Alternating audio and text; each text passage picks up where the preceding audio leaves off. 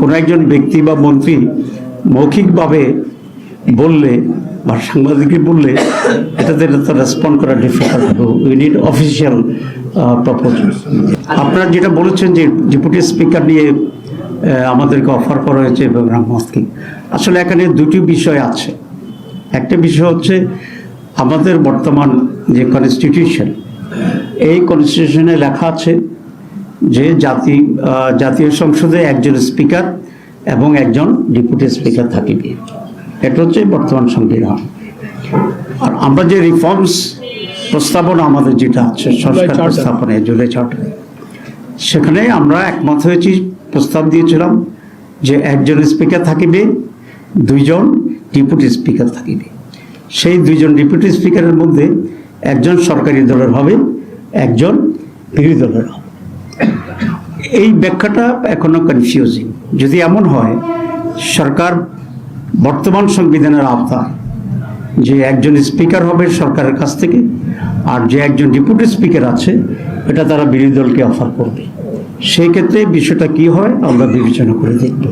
তবে সেই জন্যে তাদের কাছ থেকে আমাদেরকে অফিসিয়ালি লিখিত প্রস্তাব পাওয়া জরুরি। আমরা যদি সেই লিখিত প্রস্তাব পাই ফ্রম দি গভর্নমেন্ট, তখন আমরা বসে আমরা আলোচনা করে আমাদের সিদ্ধান্ত জানাবো। This is one. সেকেন্ড হচ্ছে জুলাই সনদের আওতায় যে একজন স্পিকার, দুইজন ডেপুটি স্পিকার থাকবে। তো এটা যদি তারা মনে করেন যে ওই জুলাই সনদের অংশ হিসাবে একজন ডেপুটি স্পিকার আমাদের দিবে, একজন তাদের থাকবে, তাহলে এটার কোনো বৈধতা নাই,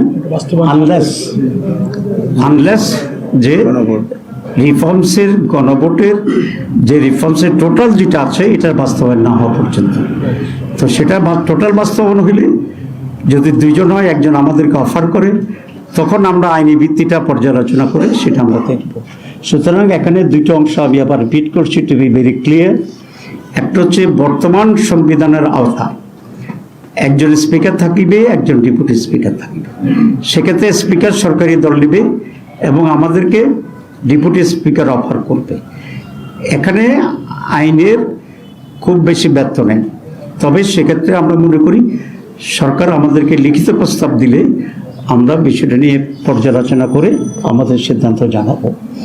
আর যদি দ্বিতীয়টি হয় যে তারা দুইজন ডেপুটি স্পিকার, এর ভিতরে একজন আমাদেরকে দেবে, একজন আমাদেরকে দেবে না, এটার বৈধতার কোনো সুযোগ নেই। এ ধরনের প্রস্তাবের তো আমাদের গ্রহণ করার কোনো প্রশ্নই আসে না।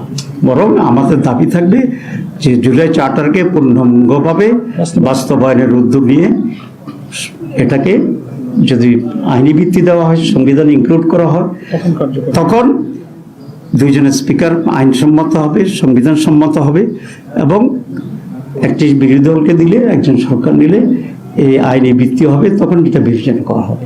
Unless it has no legal basis, এটা করা যাবে না।